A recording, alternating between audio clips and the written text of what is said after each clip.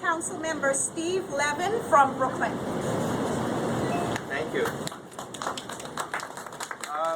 Well, I want to thank the New York City Parents Union for bringing us all together here today. I want to thank CSA who's here. I want to thank the UFT, Joanne and advocates for students with disabilities. I think the important thing to keep in mind as we go through the process which we're going through today in terms of the hearing on the special ed reforms is that we have to make sure that the student's best interest is at heart. Now, that's a phrase that they've been using, they've thrown out there, best interest. We have to focus on what is the student's best interest. Is the student's best interest to be in a class of over 30 students if they have an IEP that calls for a 12-to-1 ratio? Or is the student's best interest to have access to the best quality education that meets their needs? That's the question.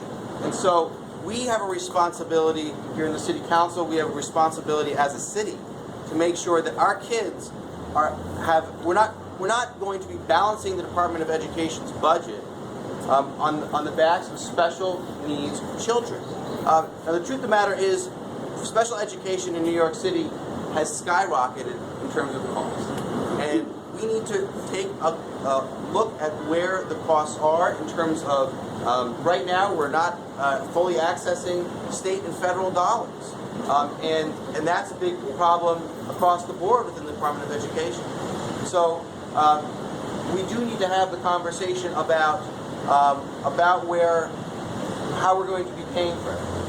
But to institute a program so rationally, where we're expanding from a small group of schools to citywide overnight, so that by this September we will have a system-wide implementation that's a recipe for disaster.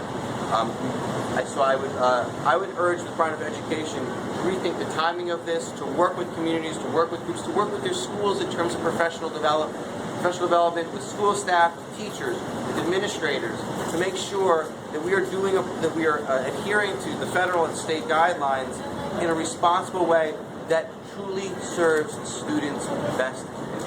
So thank you very much. Thank you, Chair Robert Jackson. Thank you, my colleagues. Thank you, Joanne. Thank you, everybody that's involved. Thank you.